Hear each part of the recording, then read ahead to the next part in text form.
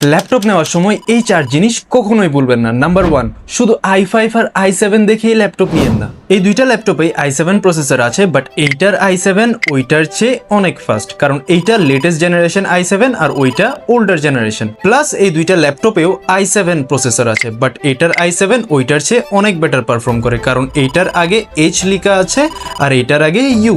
H মানে high performance আর U মানে optimised performance. যদি আপনার হাই পারফরমেন্স ল্যাপটপ চাই তাহলে এই প্রসেসরগুলো সিলেক্ট করবেন, আর যদি আপনি ভালো ব্যাটারি লাইফের ল্যাপটপ চান তাইলে এগুলো। নাম্বার 2, শুধু লেটেস্ট জিপিইউ নিলেই কাজ হয় না, কাজ হয় জিপিইউ এর টিজিপি ভ্যালু দিয়ে। সেম সিরিজের জিপিইউ ও অনেক সময় ডিফারেন্স পারফরমেন্স দিতে পারে, সো যত বেশি টিজিপি ভ্যালু তত বেশি powerful graphics card. Number 3, SSD তেও জেনারেশনস হয়, যত লেটেস্ট জেনারেশন ততই ফাস্টার এসএসডি। নাম্বার 4, এই দুইটা ল্যাপটপে 16GB র্যাম আছে, কিন্তু এই ল্যাপটপের র্যাম বেশি ফাস্ট, কারণ এটা 5200 মেগাহার্টসে কাজ করে আর এটা 4800 মেগাহার্টসে। আর যদি আপনি ল্যাপটপ নেওয়ার সময় এত ধরনের প্যারা নিতে না চান তাহলে অবশ্যই একবার ডায়মন্ড টেকনোলজি ভিজিট করে যাওয়ার জন্য ইনভিটেশন রইল।